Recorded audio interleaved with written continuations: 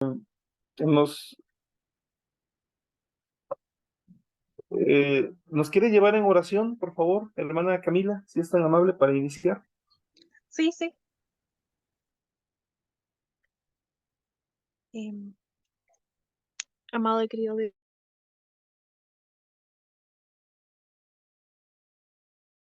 gracias por ser tan bueno con nosotros y permitirnos este momento. Y te pedimos que tú estés con nosotros, que tú nos acompañes y que derrames más de tu rica bendición sobre nosotros. Y que todo lo que estemos aprendiendo sea para tu gloria y para tu bondad. Todo te lo pedimos y agradecemos en el nombre de tu Hijo Jesús. Amén.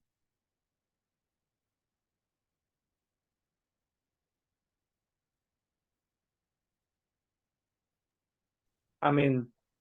Bueno, pues bienvenidas, mis hermanas, mis hermanos también que estarán viendo la clase en la grabación. Me da mucho gusto saludarles. Ya nos encontramos en la clase número 4 de nuestro curso de administración eclesial. Y con esta clase, la número 4, nos estaremos adentrando a lo que es el tema de la organización de la iglesia. Hemos estado, eh, hemos estado trabajando de alguna manera en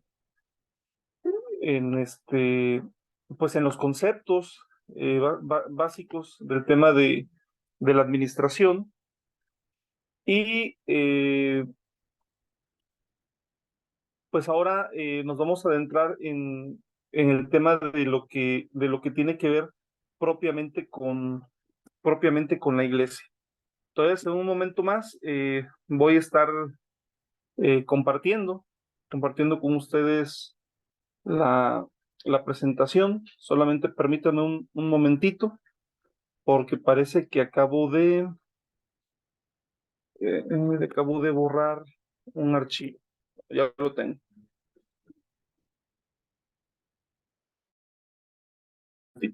Para empezar con la presentación.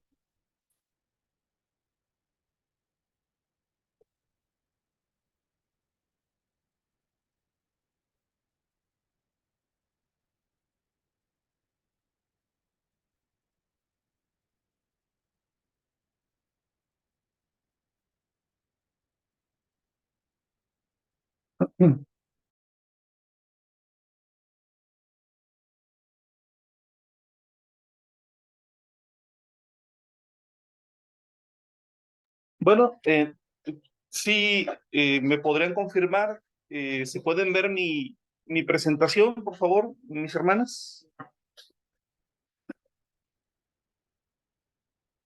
Vamos a iniciar con el repaso de nuestra clase anterior y, y bueno, el repaso lo hacemos con base en las preguntas que generalmente, o en la pregunta que generalmente utilizo para introducirnos en este punto. Y la pregunta es, ¿qué hicimos la clase anterior? No sé quién quisiera comenzar para compartirnos lo que recuerda, lo que le pareció más relevante, más interesante de la clase del martes pasado.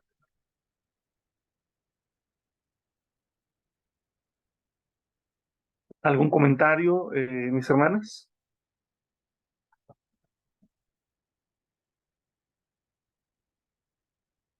Bueno, para ayudar un poco, la clase anterior constó de 3 temas. El primer tema que vimos tiene que ver con el pasaje de la primera carta de Pedro, capítulo 4, verso 10, en donde pudimos ver el ministerio del administrador, ¿sí? Vimos cómo, con base en ese pasaje, nosotros podemos entender que Dios quiere que nosotros seamos buenos administradores de la gracia de Dios, como dice la carta de Pedro. Buenos administradores, administradores eficaces. Revisamos que para ser buenos administradores, pues nosotros tenemos que ser parte o someternos a un proceso de capacitación. No es algo de la noche a la mañana, pero también pudimos revisar que cada líder, cada pastor, quienes ya administramos, pues debemos de plantearnos la necesidad de capacitarnos en el área administrativa. Y uno de los propósitos de capacitarnos es también para estar en condiciones de enseñar al resto de los miembros de la iglesia en dicha tarea. No sé si alguien más con esta introducción, alguien más nos quiera compartir lo que hicimos la clase anterior. Y ahí se estuvo viendo sobre el principio de las 13.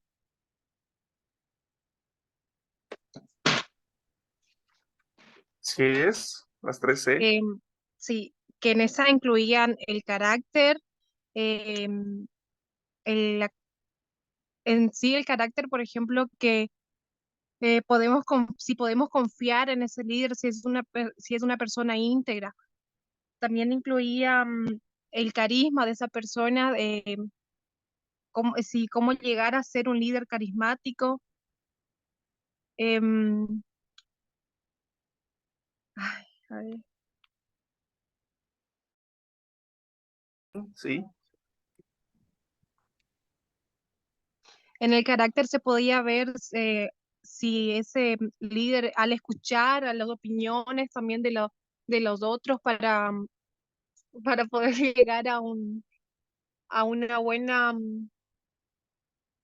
ay,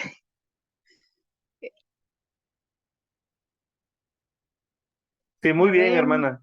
Va bien, va me bien con la pongo nerviosa. retroalimentación.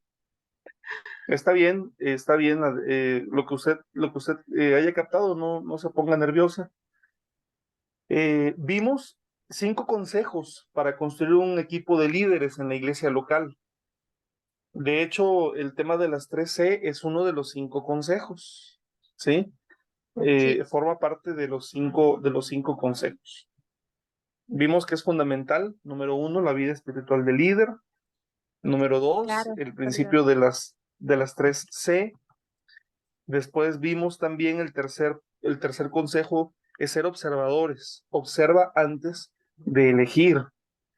El número 4 es que debemos de ser mentores, es decir, debemos de tener la disposición de capacitar, de entrenar a otras personas. Y 5, quinto consejo es que es básico que el líder o el pastor equipe, es decir, que le brinde herramientas a los líderes de la iglesia para que ellos puedan desempeñar mejor mejor su trabajo. Muy bien, gracias. No sé si hay algo más que alguien quiera retroalimentar sobre la clase anterior. Adelante, hermana Tatiana. Buenas tardes. Em, lo que yo quiero aportar fue casi lo último que dimos sobre los 6 consejos para trabajar en equipo, que para mí fue lo más, tanto mucho para aprender, para aplicar, como para estar en observación con los demás también. Gracias.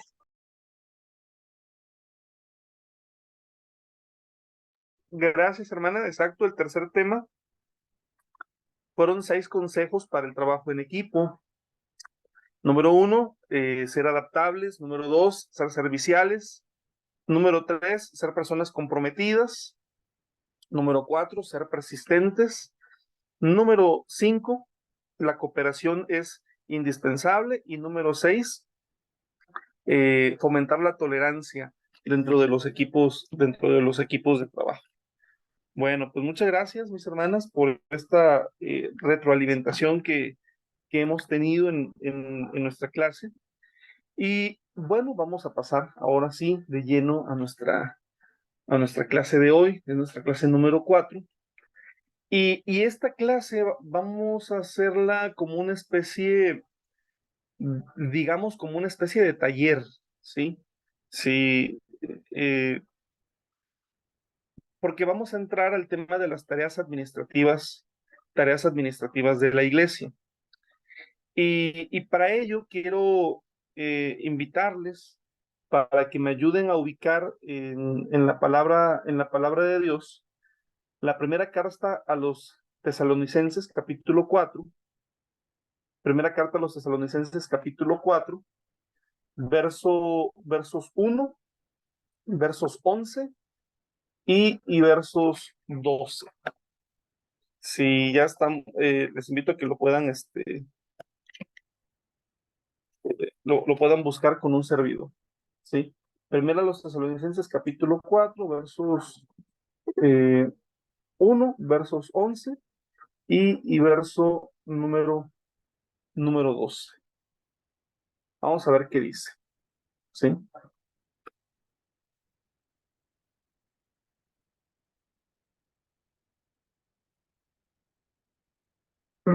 Permítanme.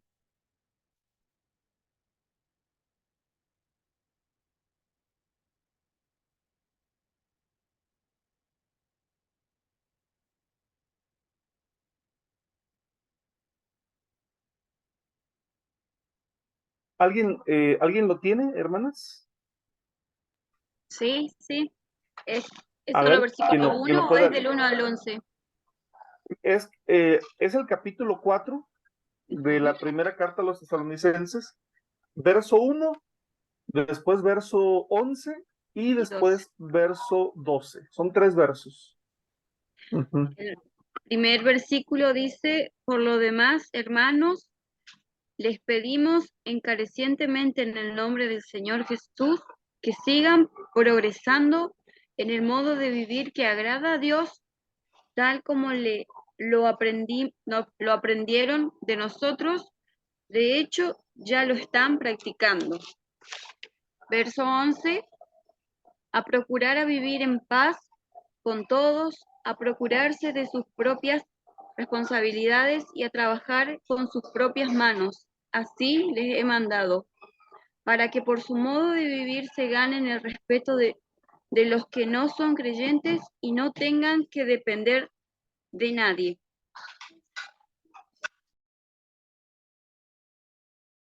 Muy bien, muchas gracias, hermana. Bueno, pues aquí ya estamos viendo en esta carta a los tesalonicenses, pues básicamente una etapa de la iglesia en donde ya los creyentes se han multiplicado, obviamente, los discípulos se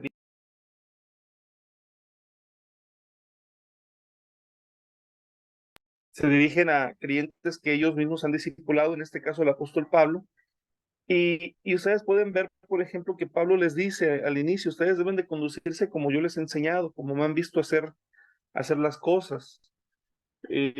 Obviamente, bueno, esto implica que hubo una etapa muy clara en la cual los apóstoles enseñaron, pero después dejaron que las iglesias que caminaran solas, pero al mismo tiempo supervisadas.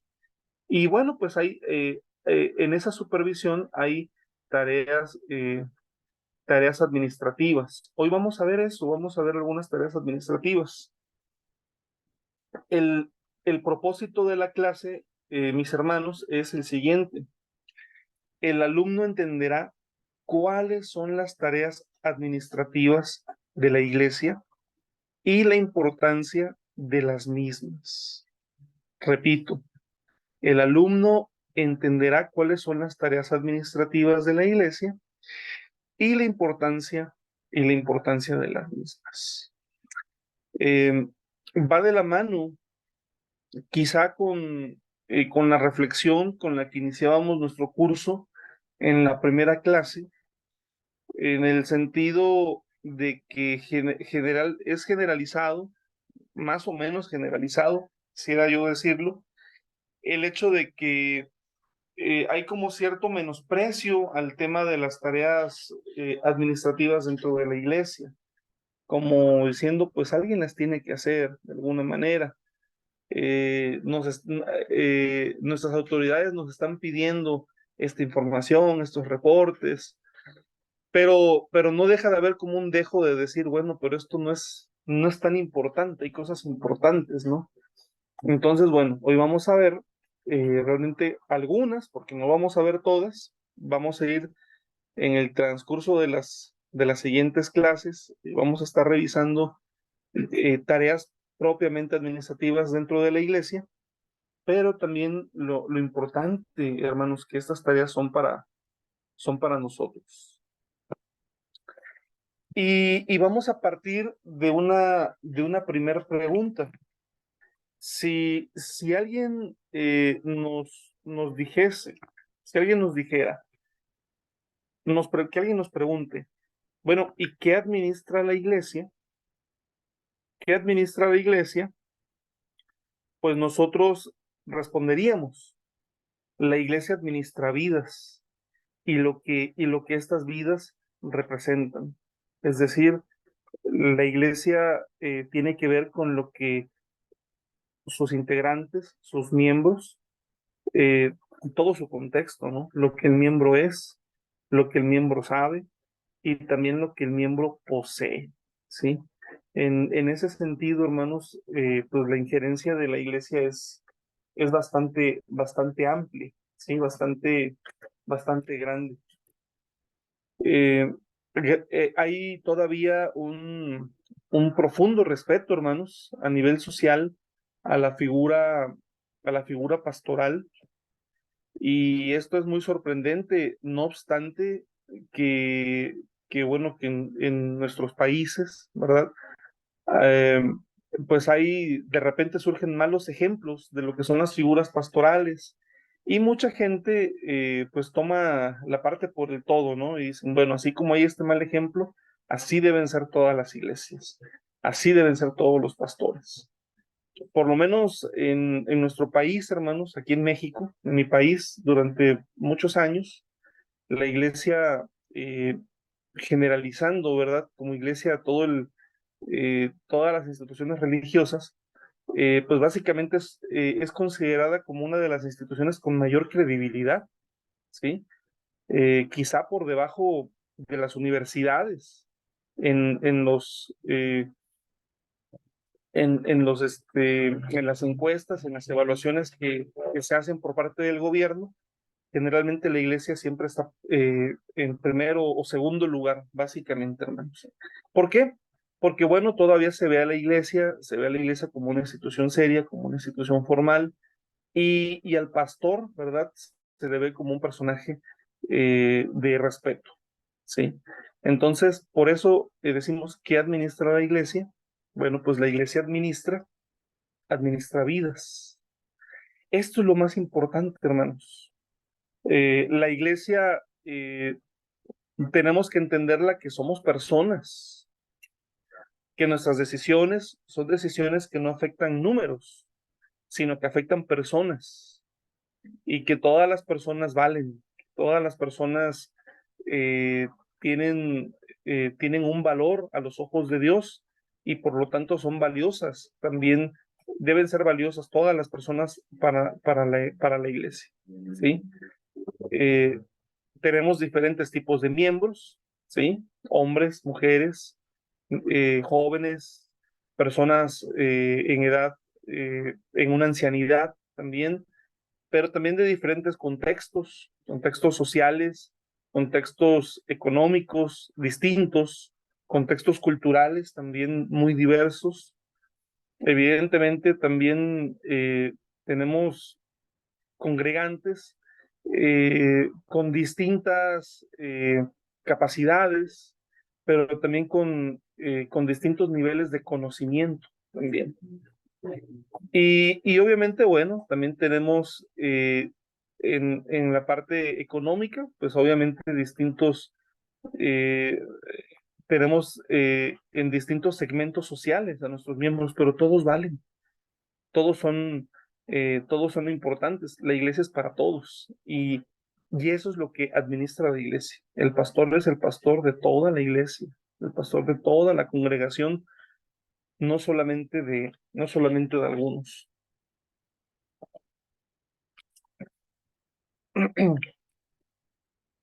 Y bueno, siguiendo con esta idea, ¿no? Del tema de qué administra la iglesia, pues tenemos que decir que la iglesia administra los valores espirituales de los miembros de su iglesia. Es decir, en nuestras congregaciones tenemos hermanos y todos estos hermanos tienen dones, talentos, capacidades, conocimiento y tiempo, ¿sí? Es una labor del líder, hermanos, el poder capacitar, el poder brindar herramientas a los miembros de la iglesia con el propósito de que todos podamos descubrir nuestros dones espirituales. En ocasiones nos encontramos con miembros que aún nos dicen, hermanos, que yo no tengo ningún don espiritual, pero la Biblia dice que todos tenemos dones espirituales. Si creemos lo que dice la palabra, entonces tenemos que creer que por lo menos cada uno de los miembros tiene por lo menos un don espiritual, ¿sí? Entonces, bueno, una parte importante del trabajo del líder, del trabajo pastoral, es ayudar a los miembros a que descubran cuáles son sus dones espirituales. No solamente descubrirlos, sino impulsarlos con el propósito de que los puedan eh, poner en manos de Dios, de que los puedan los puedan poner a trabajar en la obra de nuestro Dios. Hablamos de talentos y hermanos, yo estoy cada día más sorprendido de la enorme cantidad de talento que hay en nuestras congregaciones. Hay un talento maravilloso, ¿verdad? Que es el talento culinario, hermanos. Hace, hace algunos años, recuerdo que, bueno, había unos hermanos jóvenes, y ahorita ya no tan jóvenes, pero que lo que más les gustaba era asar carne. Eso era lo que más les gustaba. Entonces, yo les dije, vamos a hacer un ministerio parroquial de asar carne, y ustedes se van a hacer cargo de todos los asados que tengamos con los pastores, de todos los asados que tengamos con los líderes. Ese era un talento y era algo que les gustaba y lo hacían de muy buena gana, hermanos. Pero tenemos, por ejemplo, talentos en los jóvenes. Se dice, y con mucha razón, ¿verdad?, que la iglesia subsistió en estos años de pandemia por la gracia de Dios, pero también gracias a los adolescentes y a los jóvenes, quienes, eh, quienes les enseñaron a los adultos que no sabían utilizar el celular, que no sabían utilizar el WhatsApp, que no sabían utilizar el Zoom, cómo usarlos para seguir conectados y seguir teniendo nuestra vida de iglesia, ¿no? ¿Se imaginan que no hubiésemos tenido esos talentos en nuestros jóvenes y en nuestros adolescentes? Generalmente ellos fueron quienes nos ayudaron a echar adelante las transmisiones, ¿verdad? Que en muchas iglesias todavía se realizan, ¿verdad? Pero en aquel entonces era sumamente necesario. Tenemos gente muy capaz, tenemos gente con pensamiento analítico, gente con pensamiento crítico, tenemos personas con una capacidad de proyección maravillosa, y todo eso lo tenemos en la iglesia. Por supuesto, tenemos personas con mucho conocimiento bíblico, teológico, hermanos. Hoy nuestra iglesia se ha distinguido por ser una iglesia que profundiza en el conocimiento bíblico, pero ahora ya nuestra iglesia está teniendo líderes que no solamente tienen conocimiento bíblico, sino conocimiento teológico, conocimiento exegético. eh, Eso es maravilloso, hermanos. ¿Sí? Así que fíjense todo lo que administra, lo que administra el líder, lo que administra el pastor. Administramos los valores, hermanos, espirituales de los miembros de la iglesia. Pero no solamente eso, sino que también la iglesia tiene una injerencia en la administración de los valores económicos. Administramos bienes y administramos recursos, hermanos. Es decir, La iglesia se sostiene por la contribución fiel y desinteresada de sus miembros y también de sus simpatizantes. Entonces, cada semana, cada reunión, ¿verdad? Los fieles eh, reiteran ese compromiso con la obra de Dios y con la iglesia de Dios a través de sus aportaciones económicas y en algunos casos también con sus aportaciones de otro tipo en especie, pudiera ser con sus bienes. Y esto ha sido así, hermanos, desde que el pueblo de Dios es pueblo de Dios. Yo me sorprendo mucho favorablemente, ¿verdad? Cuando en el Antiguo Testamento Dios autoriza y Dios le indica a Moisés eh, cómo debe de construirse el tabernáculo de reunión. Y bueno, siendo Dios el dueño de todo, ¿verdad? Moisés le dice al pueblo de Israel, denme el oro, denme la plata, denme todo lo de valor que ustedes tienen, porque con eso vamos a construir un santuario a Dios. Y el pueblo de Israel se despoja, ¿verdad? De todas aquellas cosas, de muchas riquezas, para poder construir el primer tabernáculo de reunión. Y entonces el pueblo de Dios, la comunidad del Señor, desde que se constituye como tal, pues ha funcionado, hermanos, a través de esa voluntad de los fieles de poder aportar sus bienes y sus recursos económicos. Y bueno, así funcionaba la sinagoga, así funcionaba el templo de Jerusalén. Hoy la iglesia, ¿verdad? Funciona de esta manera. Y eso requiere también que nosotros podamos tener, que podamos realizar una correcta administración de los bienes y de los recursos que la iglesia pone en manos de quienes la administran. Sí, esto es muy importante, hermanos, es muy importante.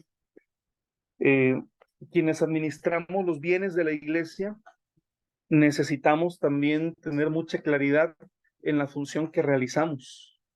Somos administradores, no somos los dueños de los bienes. Entonces, eh, a veces pudiéramos equivocarnos en el sentido de pensar que podemos disponer de esos bienes sin tomar en cuenta la congregación. Bueno, hay casos, ya comentaremos. Y bueno, el punto número tres se refiere a la administración del gobierno de la iglesia. La iglesia tiene necesidad de administrarse, hermanos. El, la iglesia tuvo esa tendencia desde el primer siglo, ¿verdad? A tener una organización, hermanos.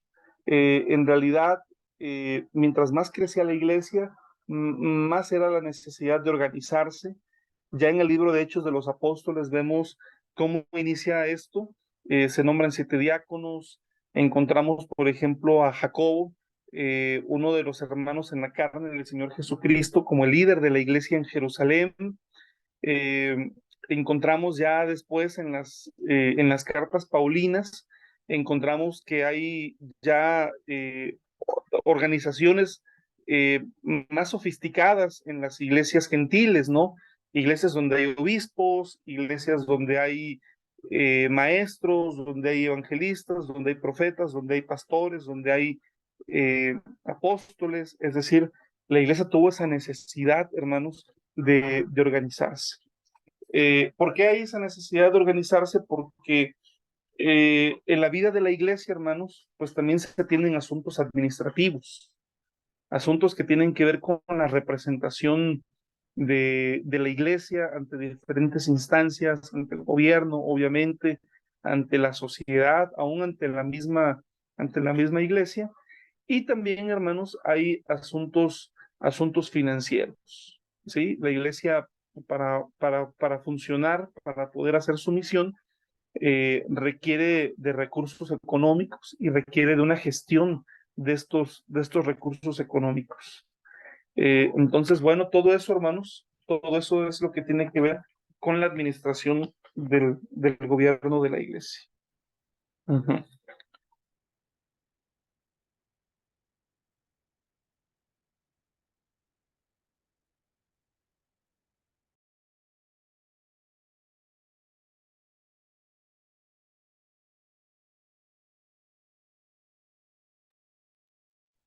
Pasamos a la siguiente diapositiva, hermanos. Y bueno, seguimos con el tema precisamente de la organización de la iglesia, ¿sí?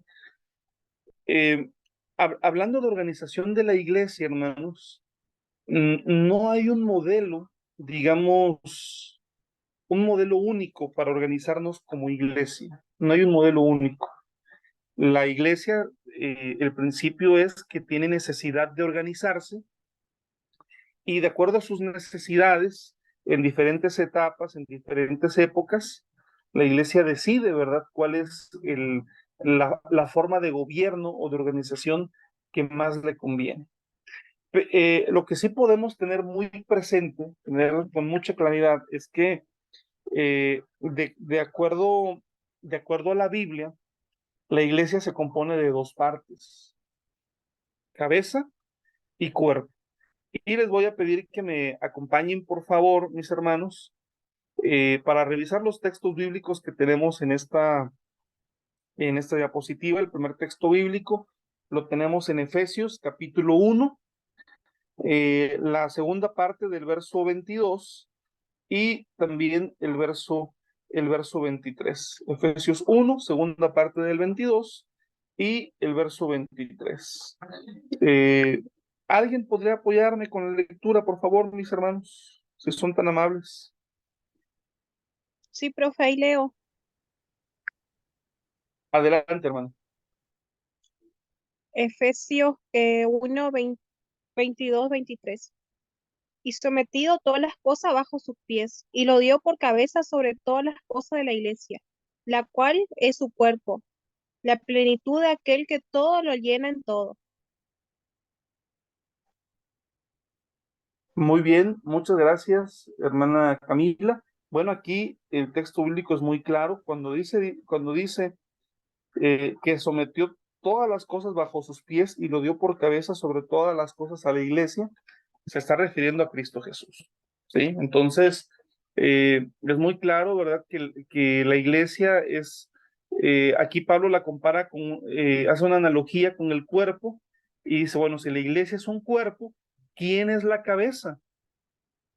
Recordemos que en la iglesia primitiva había ya pugnas, había ya divisiones, había facciones dentro de la iglesia primitiva.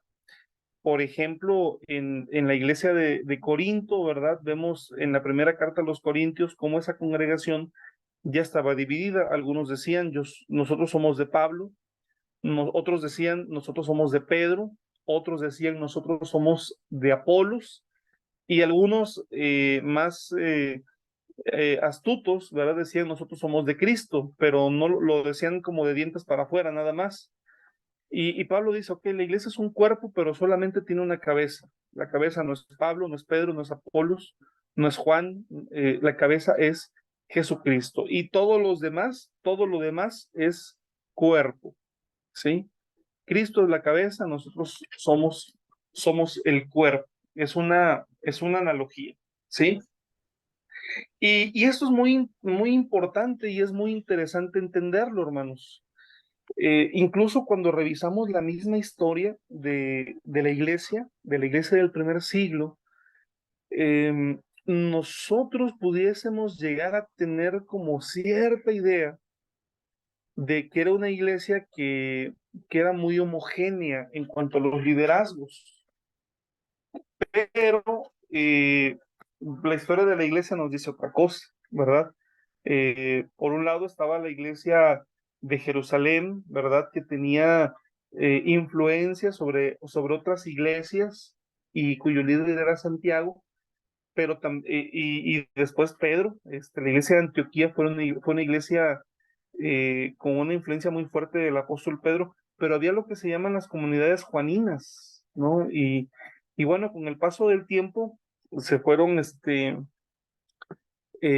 fueron juntando, pero eso no fue en un principio, sino que fue con el paso del tiempo. Ya Pablo lo está diciendo claramente, hay una sola cabeza de la iglesia y esa cabeza es Jesucristo. Vamos ahora a la siguiente cita, es el mismo libro, Efesios, la misma carta, pero ahora es el capítulo 4 y los versos 15 y 16. Por favor, eh, quien tenga la cita la puede leer. Sí, leo, Permiso. profesor. Adelante, Adelante, adelante. hermano. Adelante.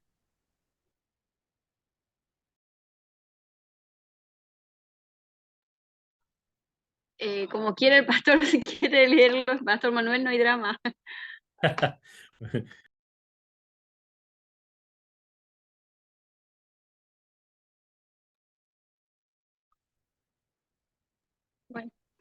Bueno, Adelante, hermano. Efesios 4, 15 y 16 dice, versículo 15, más bien al vivir la verdad con amor, creceremos hasta ser en todo como aquel que es la cabeza, es decir, Cristo. Por su acción todo el cuerpo crece y se edifica en amor, sostenido y ajustado por todos los ligamentos, según la actividad propia de cada miembro.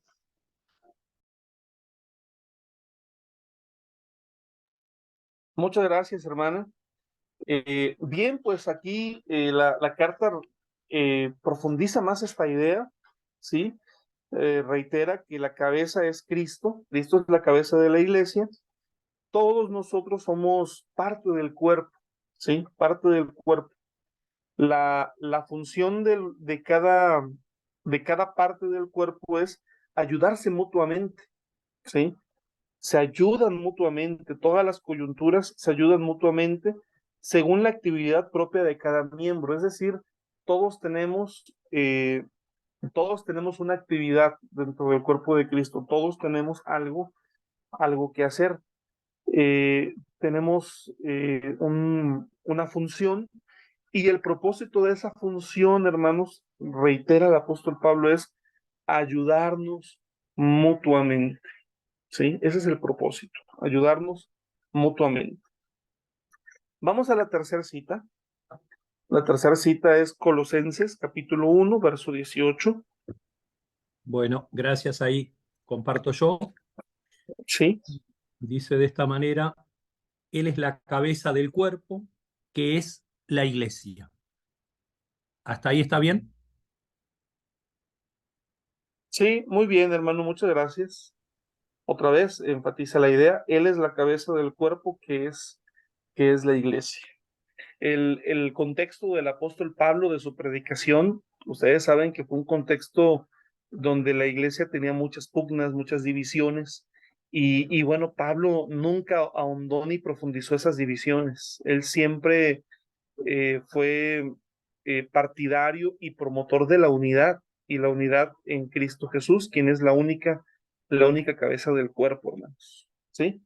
Entonces, bueno, esos son principios para la organización de la iglesia, independientemente del modelo administrativo que nosotros podamos tener. Lo que es claro, lo que debe de quedar muy claro es que la cabeza de la iglesia es Jesucristo y nosotros nos debemos de regir por sus principios, por sus valores, por su misión, por su encomienda, por su espíritu. ¿Sí? Muy bien. Y bueno, eh, derivado de esto, ¿verdad? Viene esta idea, Cristo es la cabeza, esto no es negociable, esto es inamovible, ¿verdad? Pero en cuanto al cuerpo, pues las iglesias varían en la forma de organizarse, ¿sí? Esto es indiscutible. De tal modo, ¿verdad? Que la iglesia en Argentina tiene formas particulares de organizarse, la iglesia en México tiene otras formas de organizarse, lo mismo en Estados Unidos, lo mismo en cada país tiene una forma de organizarse que tiene que ver con el contexto y con las necesidades propias de la iglesia en cada región. Pero lo que es inamovible es que Cristo es la cabeza. Ujú. La organización de la iglesia, entonces, hermanos, se establece según las necesidades de la misma iglesia. La organización se establece según las necesidades de la iglesia. Y bueno, vamos a tomar como base la forma de organizarse de una iglesia local, ¿sí? Obviamente nosotros como iglesia tenemos distintos niveles en los cuales nos organizamos, ¿sí? Incluso hasta a nivel internacional. Pero bueno, vamos a tomar como base el tema de la iglesia local. Y bueno, no sé si esta diapositiva corresponde, hermanos, básicamente a lo que es el modelo de una iglesia local en Argentina, ¿verdad? Pero bueno, por lo general, independientemente de que pudiera variar algún nombre, algún concepto, una iglesia se compone de tres áreas, ¿sí? Uno, que son las comisiones. Dos, que son los departamentos. Y tres, que vienen siendo los ministerios, ¿sí? Comisiones, departamentos y ministerios. Por ejemplo, aquí en México, hermanos, nosotros hablamos de sociedades. Por ejemplo, una forma en la que se estructura la iglesia tiene que ver con las sociedades. Dependiendo de la edad, tenemos la sociedad infantil, y en la sociedad infantil hay por lo menos 3 grupos. Después tenemos a la sociedad de los adolescentes, después los jóvenes, la sociedad de los varones, la sociedad de femenil, matrimonios y adultos mayores. Entonces, estas sociedades tienen sus propias actividades. Pero también tenemos algunos departamentos. Los departamentos tienen que ver básicamente con la misión: departamento de servicio, departamento de evangelismo, departamento de comunión, departamento de discipulado. Y también hablamos de ministerios, que es también parte del servicio, ¿verdad? Pero podemos hablar de ministerios, por ejemplo, ya más especializados, cuando hay un ministerio carcelario, cuando hay un ministerio hospitalario, cuando hay un ministerio que va a los orfanatos. Generalmente hablamos de eso, ¿no? En algunos lugares, bueno, aquí generalmente cuando hablan del ministerio musical, también entran en ese rubro, ¿no? Son definiciones, puede variar en cada lugar, pero por lo general son las áreas en las cuales una iglesia, dependiendo del número de miembros, dependiendo del alcance que tiene, se va organizando, ¿sí? Y tenemos, hermanos, diríamos, como en la parte alta de la estructura o del organigrama dentro de la iglesia local, una comisión, un grupo de líderes que se llama comisión coordinadora, ¿sí? Todavía se le llama así allá en Argentina, hermanos, comisión coordinadora.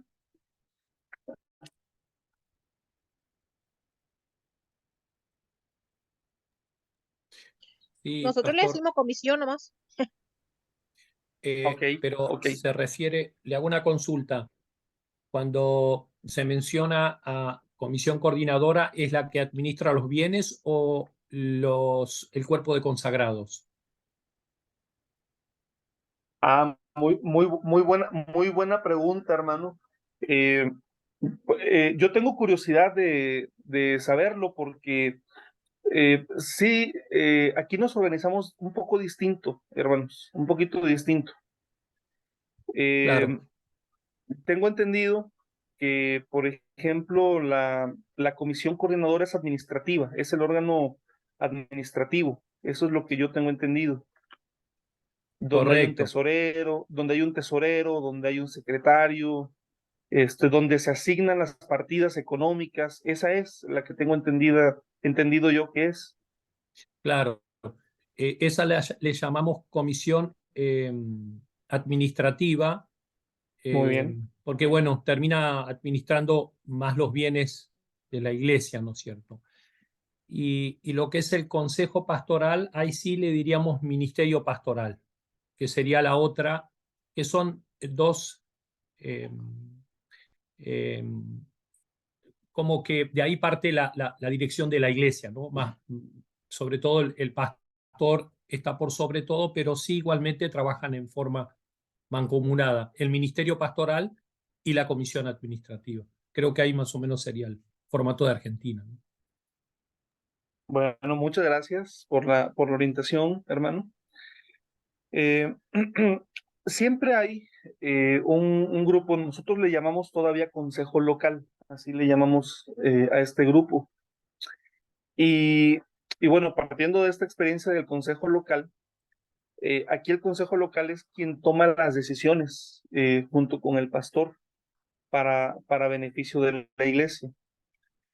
Y generalmente, hermanos, generalmente en, en esta instancia hay un secretario de actas que es quien se encarga de la correspondencia también, o debiera de encargarse de la correspondencia. Es en esta instancia, ya ustedes sabrán hacer digamos, como la asimilación de qué organismo es al que me estoy refiriendo a nivel local. Es el organismo que no solamente tiene un secretario, sino que también tiene un tesorero, ¿sí? Y bueno, hoy no vamos a hablar acerca de las funciones del tesorero. Tendremos ya alguna clase particular para hablar de ello, pero sí vamos a hablar un poco del tema del secretario, ¿sí? La estructura local,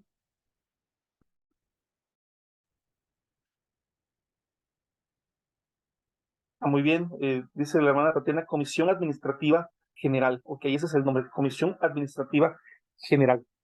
El año pasado que impartí la clase por primera vez y me platicaban un poco, me gustó, hubo conceptos que a mí me gustaron de la forma de organizarse de la iglesia allá en Argentina. Y bueno, si la iglesia lo requiere, hermanos, puede tener copastor o copastores y puede también tener un cuerpo de diáconos, ¿sí?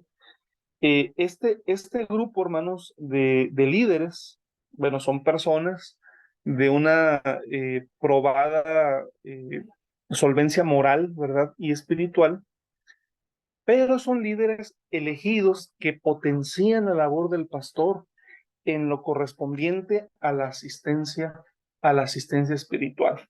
Bueno, es decir, que aquí vemos ya los dos cuerpos, ¿no? El cuerpo administrativo, en donde hay un tesorero, donde hay un secretario, donde hay algunos asistentes o vocales, pero también vemos aquí un cuerpo de diáconos. Les digo, hay que asimilar a los conceptos que nosotros tenemos. Entiendo que sería el cuerpo de consagrados para ustedes, porque se trata de líderes escogidos, ¿verdad? Para influir positivamente, es decir, potenciar la labor pastoral que hace el ministro o el pastor principal de la iglesia. Y la injerencia es en lo correspondiente a la asistencia espiritual. Recordarán ustedes, hermanos, que la clase pasada nos hablaba mucho de observar. En lo particular, a mí me parece que es sumamente importante que el pastor tenga la capacidad de poder impregnar con su visión al grupo de diáconos, al cuerpo de consagrados, ¿sí? Que se tenga como esa claridad. Aquí no tenemos un cuerpo así establecido, ¿verdad? Pero lo que sí tenemos a veces es que de repente los diáconos o los ministros tienen una visión particular y no precisamente asumen la visión que tiene el pastor, y eso en ocasiones lacera mucho digamos que la vida espiritual de la iglesia, ¿no? Cuando la cabeza no, de la iglesia a nivel local, obviamente, no camina en esa armonía, pues obviamente todo lo que se transmite hacia abajo, ¿verdad? A veces confunde a los miembros. Es muy importante, hermanos, ¿sí? En muchas ocasiones, a veces hay ese tipo de situaciones, y ahí se requiere que los ministros o que los consagrados, ¿verdad? Tengan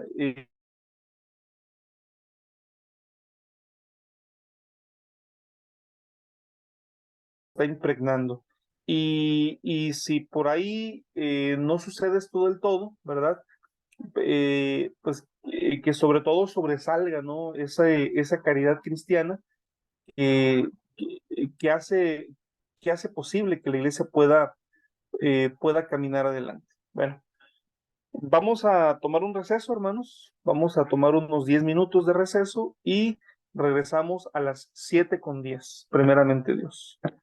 Y ya vamos a entrar a lo mero bueno de la clase, ¿no? Porque vamos a tener algunos ejemplos.